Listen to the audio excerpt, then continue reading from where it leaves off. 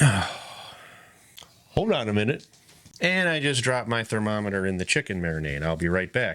I am about to give you the best grilled chicken teriyaki recipe you have ever had in your entire life. So settle in, stay tuned. Let's put it together right now.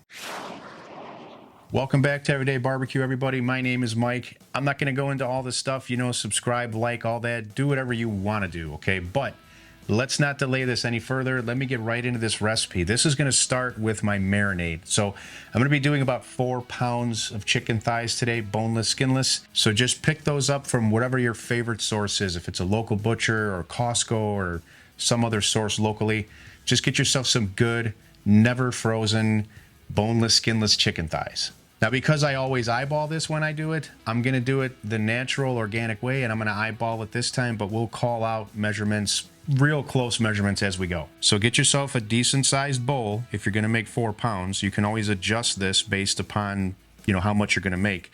And I'm going to be going with about a cup of olive oil here. The next most important ingredient is going to be your soy sauce. Now, I love Kikkoman. This is my favorite soy sauce. If you are sodium sensitive, they do make a lower sodium version of this. So I don't even have enough in this bottle. I have another new one here. So let me just go ahead and pour in what I have.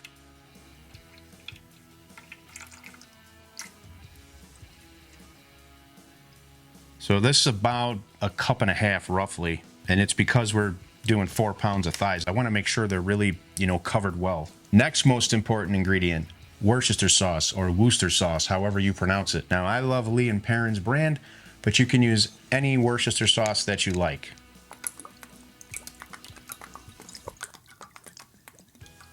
That is about half a cup. Now, for some tanginess, I like to add my favorite steak sauce. My favorite steak sauce is A1, so this is going to add some real nice little kick and tanginess. And we're going to go with about maybe 2 tablespoons is about what I usually add. I can hear it in the comments already, but trust me, don't knock this until you've tried it. Okay, now we're going to go with some black pepper. I like to go a little heavy on black pepper. I'm going to be going with about 1.5 tablespoons here. If you want less, use a little bit less, but this is what I use. I'm going to add about 1 tablespoon of lemon juice, a hefty tablespoon of garlic, minced garlic. You can use fresh, whatever you like. And I'm going to go ahead and leave that spoon in there so that I can mix this. And now we're going to add a little bit of brown sugar. This is going to really help caramelize when we grill these, add a little bit of sweetness, and reduce some of the acidity. And we're going to go with about 1.5 tablespoons roughly. All right, now we just got to give this a mix. Okay, that's good enough for now. We're going to mix this again before we pour it on the chicken, so now it's time to set this aside. I like to do this first. I have clean hands. I'm starting with a clean prep surface here. So I like to get the marinade done first. So now let's set this aside. I am going to glove up here to do the trimming just for the food police that seem to watch YouTube a lot. But there's a lot of ways to trim chicken thighs. So, you know, I tend to want to take most of the fat off and get rid of any gunk or unwanted stuff because the kids, if they see anything weird, you know, they won't want to eat it. So I'm not wasteful. I'm still really good about preserving yield, but you know, you can trim them however you want because there's really, that's not going to impact the recipe much. If you want to leave all the fat on and you don't want to trim it all, then go for it. But let me show you how I do it. We'll do a couple together. Once again, these are boneless, skinless. I like to use a thin knife so that I'm really good about preserving yield. And we'll just get under here. Gently remove some of this fat from the edges. Now, a lot of this is going to render anyway during the cook, but I just like to get rid of it because it may not all render. And, you know, you're more than welcome to leave more on than I do. I do leave some. I just remove most.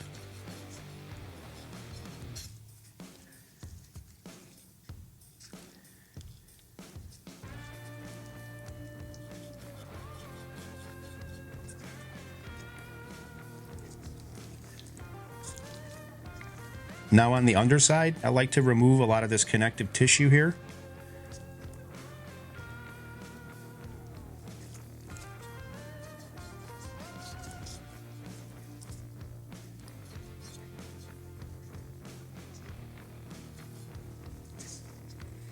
So there we go. And then lastly, because I like to have a lot of surface area around the edges, that just gives you a little bit better crust.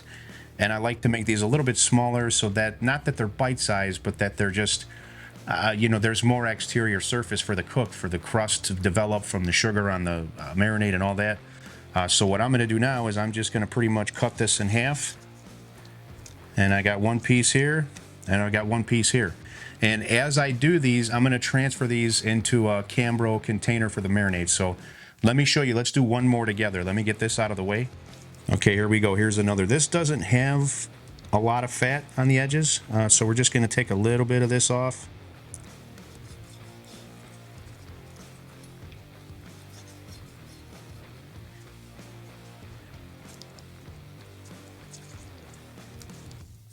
There's just a little bit here.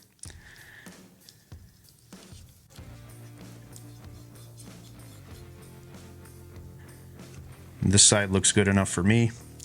Now we'll flip over on this side. We're just going to kind of want to remove some of this connective tissue here.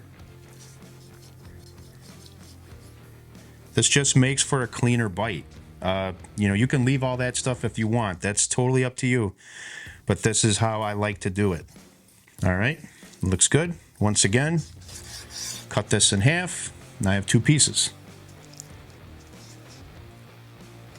So I'm going to go ahead and get the rest of these done, and then I'll bring you back to pour the marinade in and seal the container. All right, there we go. So 4 pounds of chicken thighs, all trimmed and ready to go. I have them here in my Cambro container. Cambro makes such a good, well, they make all kinds of good products, but I love these specific ones for marinade because they seal so well.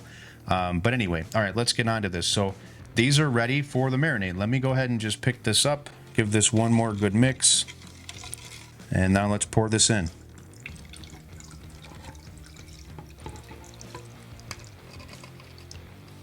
I'm just going to take this spoon and just kind of work these around a little bit just to make sure the marinade's getting all in between and underneath. Okay, these are ready to go. These are going to soak up all this beautiful flavor for about 24 hours. You can do this 2 days in advance, but you really don't need to. Even 5 or 6 hours is good, but 24 hours to me, I've made this so many times, 24 hours just seems to be the optimal amount of time to marinate. So we're gonna grill these up tomorrow. I'll go over the grilling process and steps and what I do and what I think about tomorrow when we do it. So till then, I'm gonna get these in the fridge. I'll see you tomorrow. So it is the next day, 24 hours later. And this chicken, you can see it's taken on all the color from that marinade. It's really soaked up those flavors, and it's ready to hit the grill. So that's what we're about to do, is to get this out on the cooker. There's a couple of things that I want to cover with you because I don't want to forget later. Sometimes when I do these videos, you know, I'll want to give all these details and I'll forget certain things. So for starters, it is really cold outside. There's a light snow. Everything is damp. And I'm not going to be able to bring all these cameras out there. So we're going to B-roll this cook with the iPhone.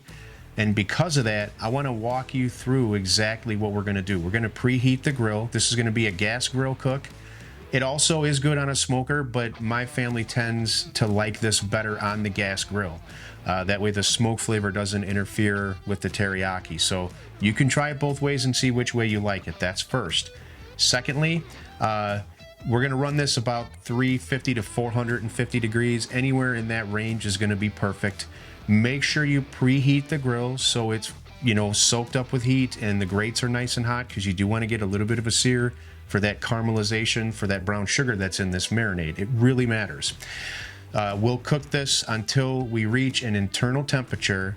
Now this is, you know, a lot of people will, you know, talk about what temperature to cook chicken to. When it's chicken breasts or white meat, you really want to be careful not to overcook that. You know, chicken breasts, you can actually cook to 155 and rest them up to about 160. They're perfectly juicy and so on.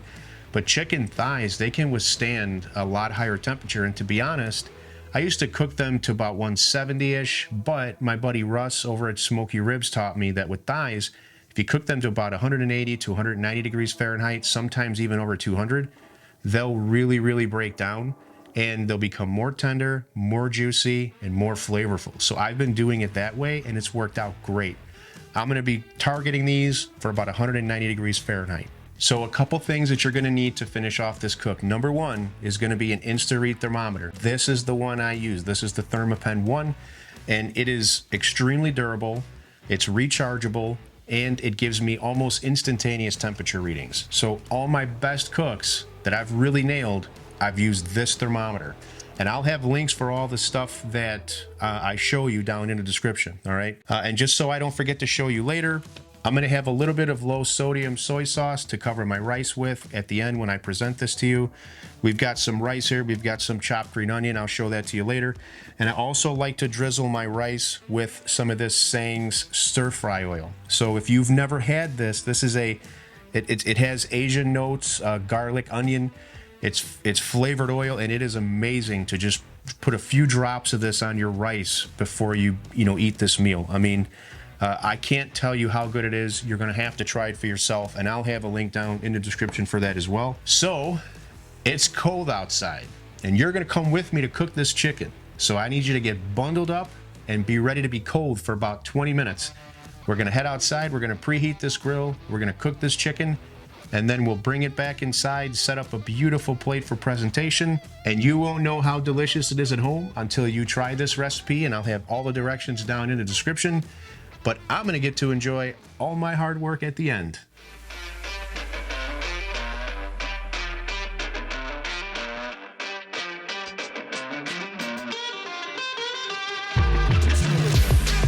It is absolutely cold out here, just so you know.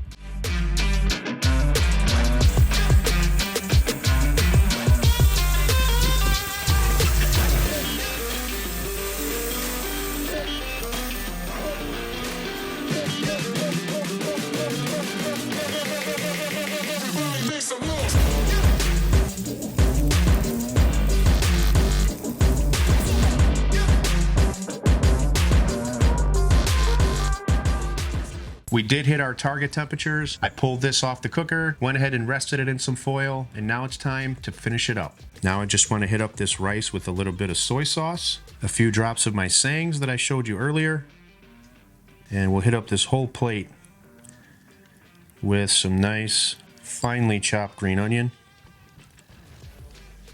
And boom, there we go. This smells incredible, and I can't stress how good this recipe is. You're just gonna have to try it at home. And again, I'm gonna have everything down in the description. And don't forget to subscribe, like this video, and maybe join as a member. It would be awesome if you'd support me that way. All right, it's time for the taste test. My dog is running around the kitchen here, and he just can't stand the smell, and I can't stand it anymore either. So let me just go ahead and dig in here. Just take a look at that. I know this is delicious. I've made it so many times, and I really hope you're gonna make this. This is the best teriyaki chicken I've ever had. It just so happens that I make it, and it beats out every other recipe I've ever had. So cheers, everyone. Oh my God. I wanna fall over. That is so amazing. So full of flavor. I gotta finish this little piece. Maybe got a little rice in that bite. You know, honestly, I don't know why I waited so long to do this recipe on the channel. I guess I just get caught up in other things, but this is one of my top 5 recipes. And if you don't make this, I would just say you're nuts. If you like teriyaki chicken and you don't make this, you're crazy. So I hope you're gonna give it a try at home. This turned out so amazing. There'll be a lot, oh, by the way, there'll be a lot of ways for you to support me down below too. That's it for this video. Take care till next time. I'll see you on the next episode. Hey, wait a minute. I want to thank you very much for watching this video. I've got more great content. Here's a video for you here, and you can subscribe to the channel by clicking right down here. I'll see you on the next episode.